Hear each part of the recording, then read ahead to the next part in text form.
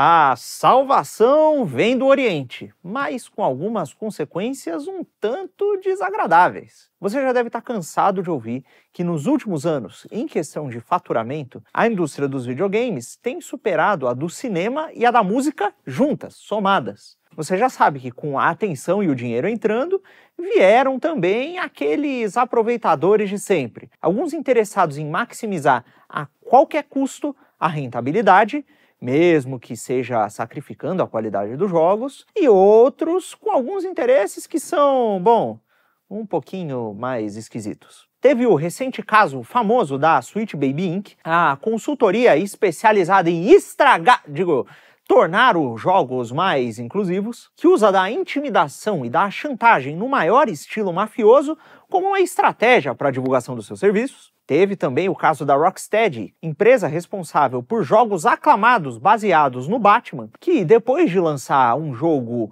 todo defeituoso e estragado do Esquadrão Suicida, também influenciada pela consultoria woke profissional ali, está demitindo funcionário à torta e à direita em massa. E empresas menores, como a Compulsion Games, que foi recentemente adquirida e incorporada pela Microsoft, rolou também um êxodo de funcionários.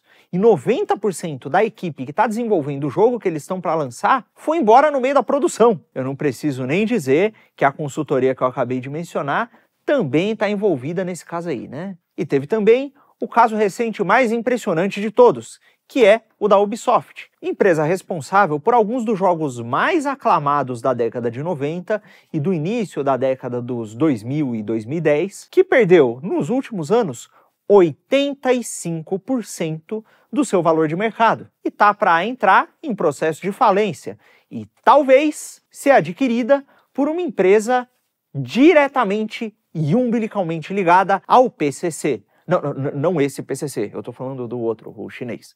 E sabe o que é pior? De certa maneira, foi o próprio mercado, que alguns dizem ser livre, que jogou a empresa nessa situação. Mas antes de entrar nessa história em específico, nós precisamos de um leve contexto, que vem pelo resumo de outra história. A história da longa marcha da vaca videogameira para o brejo, ou de como os videogames descambaram. Se você acompanha o Não Dei, você já sabe de praticamente tudo que eu vou falar aqui. Mas caso você não acompanhe, bom, quando os videogames se popularizaram, eles tinham mais ou menos essa aparência aqui. Eles tinham ciclos de produção muito curtos, com jogos que muitas vezes ficavam prontos em menos de um ano e que precisavam de pouquíssimos funcionários e desenvolvedores para serem finalizados. Com o tempo, as produções foram ficando tecnicamente mais complexas e avançadas, as equipes foram ficando maiores e os custos mais inflados. No meio da década de 2010, o próprio Final Fantasy X, que na época já era uma superprodução, custava por volta de 32 milhões de dólares para ser produzido. Hoje em dia, jogos como Call of Duty Black Ops Cold War, que foi lançado agora há pouco, em 2020, custam na casa dos 700 milhões de dólares para ficarem prontos. E o GTA 6, que deve ter ficado mais de uma década em produção, tem um custo de produção estimado na casa do bilhão. São centenas de funcionários altamente qualificados em campos muito técnicos, trabalhando por anos a fio. Mais o custo de publicidade, é claro. A empresa passa anos e às vezes até décadas gastando dinheiro à torta e à direita sem arrecadar praticamente nada, sem entrar um centavo no bolso, para quando o jogo lançar, talvez ter algum lucro se ele vender bem. Parece um negócio meio arriscado, né? Pois justamente por isso, as empresas foram arrumando aos poucos jeitos de rentabilizar jogos a longo prazo, de conseguir dinheiro por fora e ou de diminuir os seus custos de produção. Algo que foi especialmente importante para empresas de capital aberto, que devem satisfazer os seus investidores que não gostam de custos inflados e risco, né? Se tornou muito comum com o tempo, por exemplo, a reciclagem de recursos visuais de um jogo para o outro, a reciclagem de mecânicas, até mesmo a reciclagem da estrutura inteira dos jogos se tornou frequente. Para além disso, começaram a forçar a aceleração dos ciclos de desenvolvimento, fazendo com que franquias mais aclamadas tivessem lançamentos anuais. Até porque, lançando jogos com maior frequência, as vendas se tornam mais frequentes e com o ciclo de desenvolvimento menor, o custo diminui. Ou seja, é dinheiro entrando mais rápido e custo diminuindo.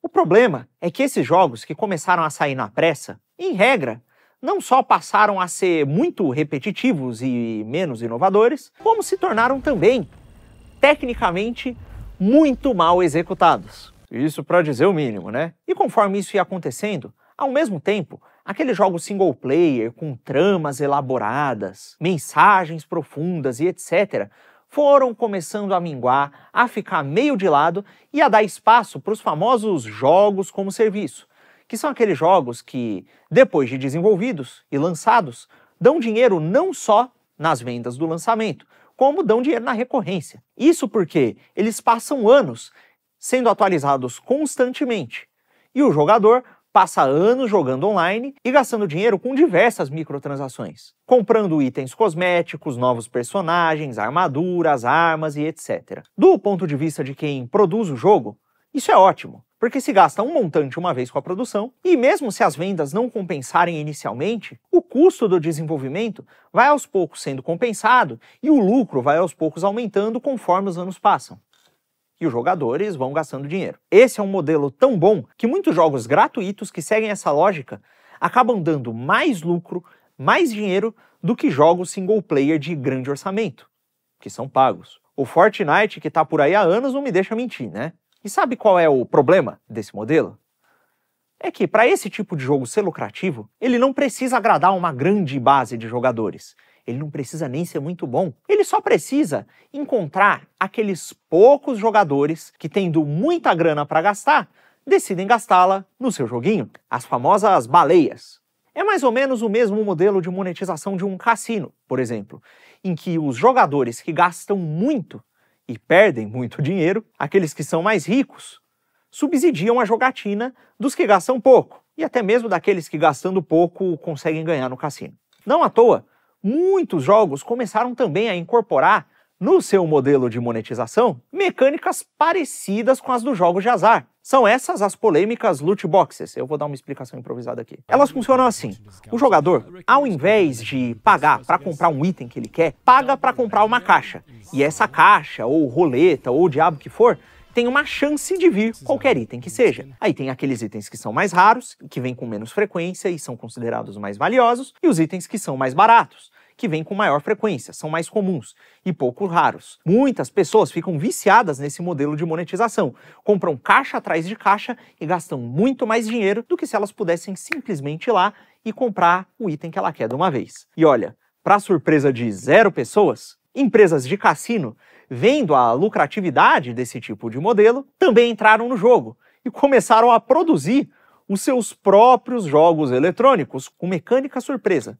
Esse é o caso da Aristocratic Leisure, produtora de máquinas caça-níquel, que é dona da Plarium Games, uma desenvolvedora de games responsável pelo famoso Raid Shadow Legends. O negócio é tão predatório e tão desgraçado que depois de alguns estudos comprovarem que os mecanismos psicológicos são idênticos aos dos jogos de azar e que podem ser tão prejudiciais quanto, alguns países começaram a estudar e até a proibir esse tipo de recurso nos jogos. Então nós temos na indústria uma crescente quantidade de jogos repetitivos, bugados, em alguns casos até bem ruins, mas altamente lucrativos por conta das suas mecânicas de monetização, sendo lançados. Mas no meio dessa multidão de jogos e estúdios oportunistas ou focados na lucratividade, existem alguns estúdios que resistiram. E o problema é que mesmo esses sofrem de algumas mazelas. Para começar aqui, em parte motivados pela sanha de atingir um número cada vez maior de jogadores, e mesmo de atrair um público que nem gosta muito de videogame, muitos desses estúdios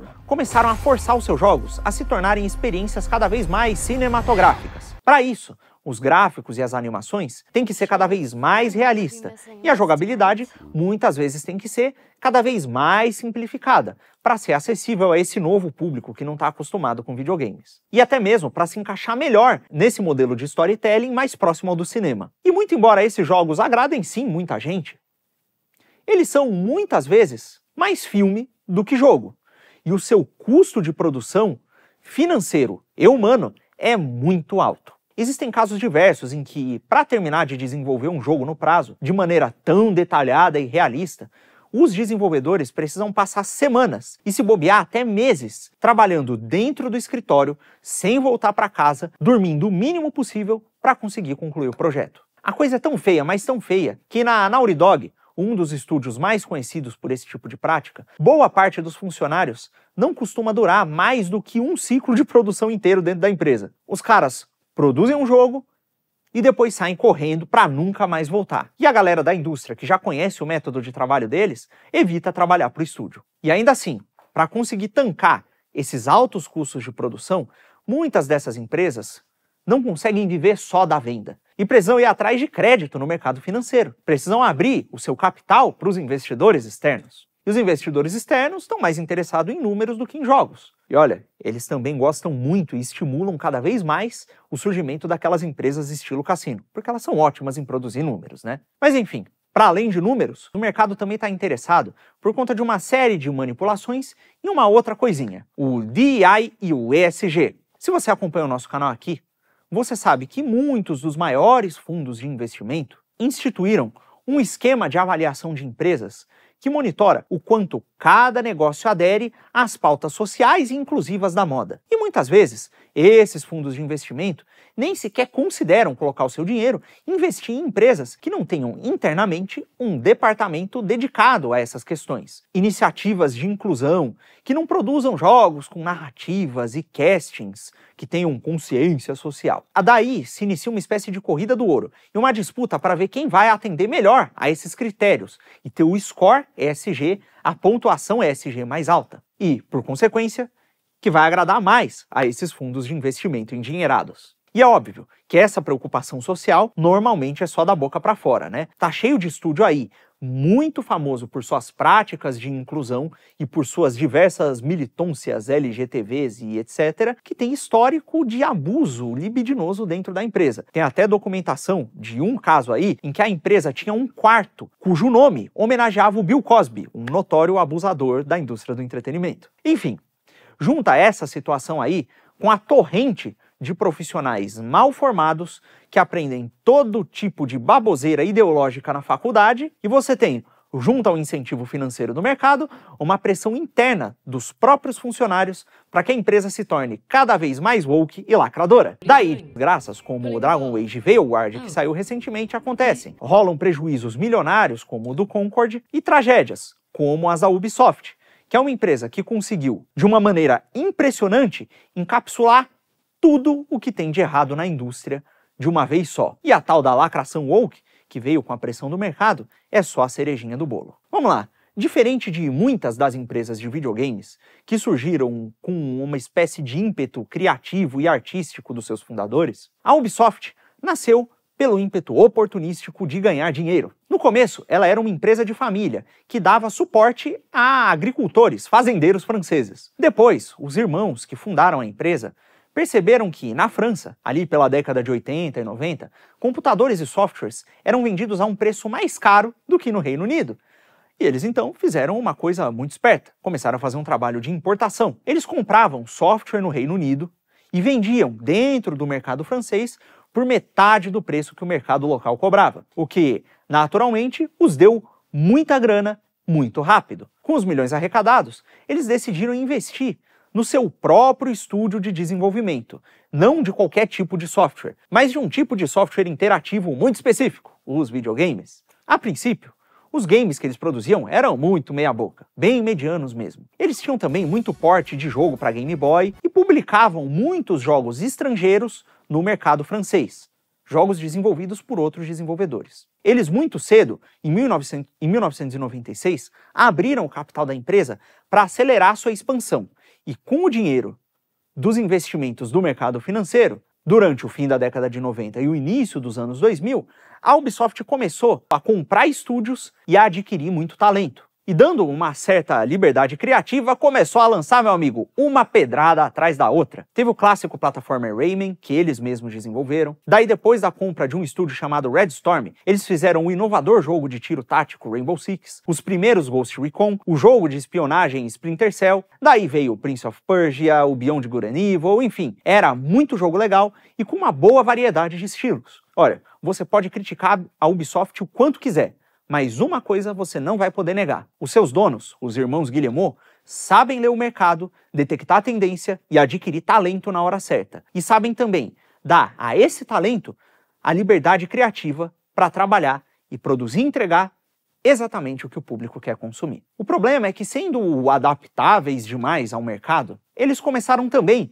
a internalizar algumas das piores práticas e atender alguns dos piores sinais que o mercado enviava. Em 2006, quando houve a transição da geração do PlayStation 2 para o PlayStation 3, a Ubisoft antecipou a tendência dos jogos de mundo aberto e lançou, logo no início da geração, o famoso Assassin's Creed, que gerou, por si só, várias tendências que o mercado adotou. Como, por exemplo, aquelas torres que tem no meio dos mapas de jogos de mundo aberto que liberam novas áreas do mapa para serem explorados e etc. Nessa época, eles também adquiriram a propriedade do Far Cry, um jogo de tiro de mundo aberto que pertencia a uma empresa chamada Crytek, famosa por desenvolver jogos com gráficos ultra realistas. Daí eles lançaram o Far Cry 2 e depois no Far Cry 3 combinaram as inovações do Assassin's Creed, as que mais deram certo, à fórmula de mundo aberto do Far Cry, com o gameplay de jogos de tiro do Far Cry. Isso aí foi um sucesso. Todo mundo começou a copiar a fórmula que eles montaram. Nessa época, a indústria de jogos também estava passando por duas modinhas. A primeira, a de que todo jogo tinha que se tornar um jogo de mundo aberto. E segundo, quanto maior fosse o jogo, quanto mais horas de jogo ele tivesse, melhor ele seria.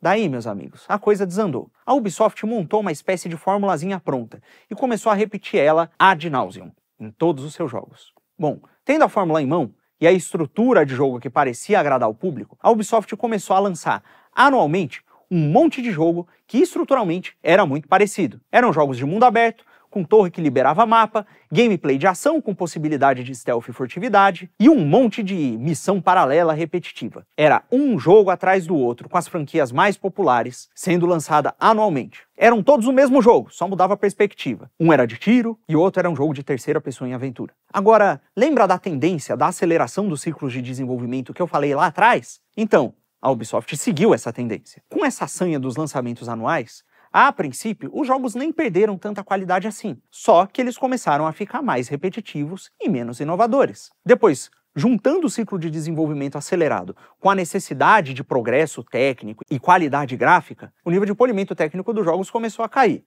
Mas as pessoas gostavam das franquias da Ubisoft. E essa empresa era muito esperta e muito habilidosa com seu marketing, e começou a investir em outra tendência do mercado, o marketing de influenciadores. Então, mesmo lançando jogos que tecnicamente eram muito atrapalhados, a Ubisoft contratava influenciadores em massa, em diversas regiões do globo, para fazerem ações publicitárias e até produzir conteúdo para o próprio canal da Ubisoft. Eu mesmo já trabalhei escrevendo roteiro para alguns desses influenciadores no canal da Ubisoft. Um abraço aí pro Damiani e pro Intact, que inclusive apareceu aqui no nosso Quinto Elemento no começo do canal. Enfim, e o resultado é que, mesmo que os jogos piorassem muito, justamente por conta do fenômeno das relações parasociais, a comunidade que consumia conteúdo dos influenciadores e gostava deles, sentia por eles uma ligação afetiva, mantinha um certo carinho da Ubisoft, em parte por vê-la agradando e ajudando os criadores que eles gostavam a produzir conteúdo. A Ubisoft notou também o crescimento dos jogos indie e, numa movimentação esperta, lançou uma iniciativa de publicar jogos de menor orçamento, um pouco mais inovadores e arriscados. Daí saiu o This War of Mine, por exemplo. Isso tudo, no fundo, no máximo, foi ajudando a segurar e a atrasar o colapso inevitável. E esse colapso aconteceu, em parte porque, em 2014, o mercado dos games foi afetado por um escândalo chamado Gamergate, que nós já explicamos aqui em um outro vídeo no canal, que, em suma, levou à hiperpolitização da discussão em torno dos jogos. E a uma pressão enorme da mídia especializada contra as empresas, para que elas passassem a repelir o gamer tóxico e machista e abraçassem novos públicos que fossem partes das minorias marginalizadas. Nessa época, a Ubisoft, que já produzia alguns jogos de tom meio revolucionário, como é o próprio Assassin's Creed, começou a mudar ainda mais o direcionamento da narrativa dos seus jogos. Poucos anos depois, a empresa quase foi completamente comprada pela Vivendi, que é um conglomerado de mídia associado ao grupo Bolloré, que é dono da CNews, que é uma espécie de Fox News da França, que apoiou muito a Le Pen e que é acusada de ser parte do aparato da extrema-direita francesa. Obviamente, a mídia colocou muita pressão na Ubisoft quando isso começou a acontecer. E nessa época, os irmãos Guillemot, em uma série de manobras e negociações, conseguiram convencer a Vivendi a vender as suas ações. E uma das principais compradoras dessas ações foi a Tencent, uma empresa chinesa cujo nome vocês precisam guardar. Lembrem-se dela aí. Enfim, acontece que com o acirramento da polarização política, o fenômeno Trump, mais as denúncias de abuso vindas de diversos setores da indústria do entretenimento, a Ubisoft começou também a ser pressionada pelo mercado. Isso porque eles também foram acusados de manter um ambiente abusivo e preconceituoso pelos seus próprios funcionários. E ao mesmo tempo que essa pressão acontecia, a própria mídia começou a acusar a Ubisoft de propagar nos jogos da série Tom Clancy uma retórica, uma narrativa fascista e de extrema direita. Junto disso, veio também um burburinho de que não havia na empresa inclusão e diversidade o suficiente. Isso tanto internamente quanto nos seus jogos. E ali por meados de 2020, com o acúmulo dessas pressões, eles, que já tinham lá seu contingente de funcionários woke, começaram a aderir formalmente ao ESG e começaram a forçar de maneira mais nítida essa ideia da inclusão nos seus jogos. E os gamers, já de saco cheio disso tudo, começaram a reclamar. Daí, você junta essa pressão pela diversidade com a desconfiança que a base de jogadores e fãs começaram a nutrir perante a Ubisoft por conta de vários lançamentos mal feitos, e o aumento do preço desses lançamentos, e pronto. Nós temos aí uma tempestade perfeita. Tudo isso culminou em uma série de flops, de jogos mal sucedidos. Os caras conseguiram fazer um jogo da série Star Wars vender mal, um lançando em cima do outro. Mais os escândalos de relações públicas em casos como o do Yasuke, que a gente cobriu aqui. E isso tudo junto gerou uma queda muito pronunciada do valor de mercado, com a saída de diversos investidores da empresa. E isso fez com que eles, naturalmente, tivessem que puxar o freio de mão. Teve até carta do CEO para os funcionários, mencionando quase que diretamente o exagero nessas pautas sociais, inclusive. E é aqui que entra a Tencent, uma empresa de tecnologia chinesa que, comprovadamente, usa de seus produtos não só para auxiliar na construção da infraestrutura tecnológica do Estado chinês, mas para expandir o aparato de espionagem internacional deles.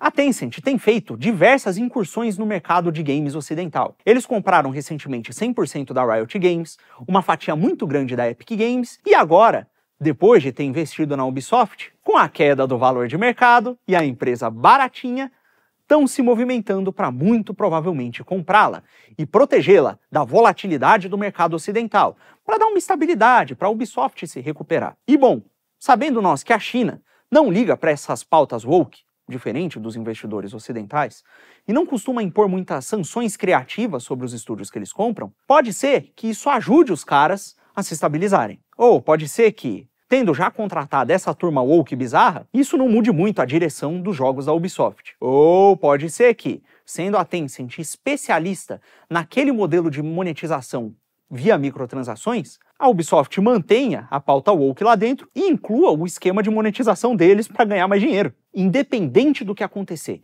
quer a Ubisoft melhore ou não com esse resgate da China, uma coisa é certa.